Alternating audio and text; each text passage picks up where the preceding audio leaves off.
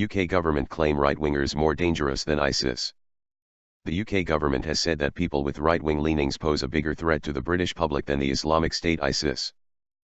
As American conservative and Christian voices have taken a hammering in the USA following the Parkland shootings, so fearmongers, pushing the answer of censorship, have been equally active in the UK over the last few days. Hope Not Hate, the controversial watchdog of extremism, has just released its annual report. It claims that far-right terrorism is now an expanding concern and blatantly states the UK should be prepared for more terrorist plots and the use of extreme violence.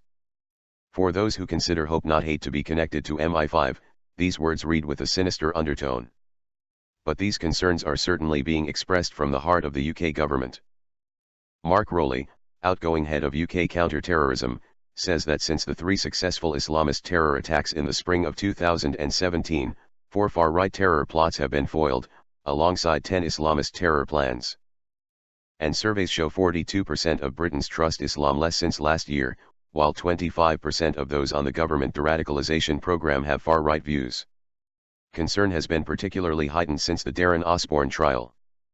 Osborne drove a van into a group of Muslims outside Finsbury Mosque, and ever since, media has been blamed for radicalizing him, as previously covered by your Newswire. Certainly, any critic of Islam in UK social debate has faced constant attack by Twitter mobs etc. and had to endure hysterical reporting against even the mildest statements, causing the loss of jobs and platforms.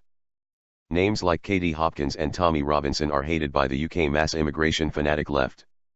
And Osborne did read some of their tweets. It's quite clear where Hope Not Hate want to go. Nick Lowell says.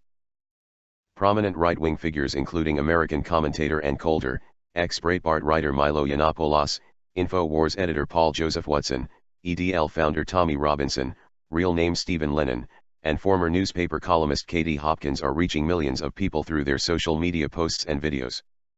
All have seen followers and views spike in the wake of ISIS-inspired massacres, with campaigners accusing the far right of exploiting terror attacks for its own benefit. Because most of the material posted by high-profile figures cannot be proven to call for violence, it has mostly evaded criminal law and guidelines on social media sites.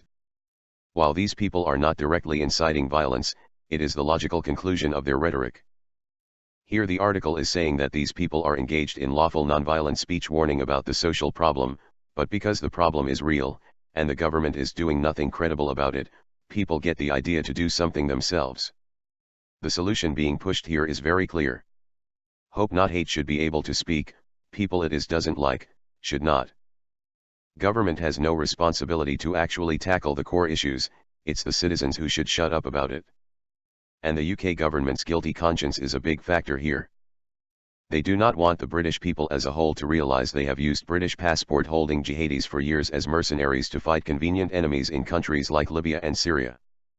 Now these jihadis have come home to free houses, benefit payments, and a status as untouchables. The world has changed. Donald Trump is not Obama or Clinton and is not going along with neocons using ISIS to manipulate the Middle East. Which leaves these British jihadis, with all their evidence of what the government has been up to, with massive leverage, they are the proof of UK government war crimes. Being unable to tackle the hardcore generating UK jihadi radicalization, the government has instead decided to shoot the messengers. But it's not working. Tommy Robinson is a very controversial figure.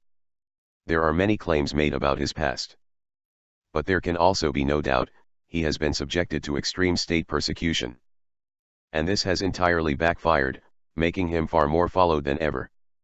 This popularity is affirmed in an article by Hope Not Hate's own senior researcher, Dr. Joe Mulhall.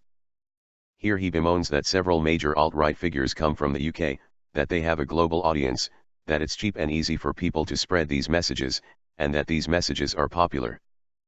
He cites a Paul Joseph Watson video about faking a refugee drowning, but he can't argue against the content of the video. Instead, he argues it's negative that it can be seen at all.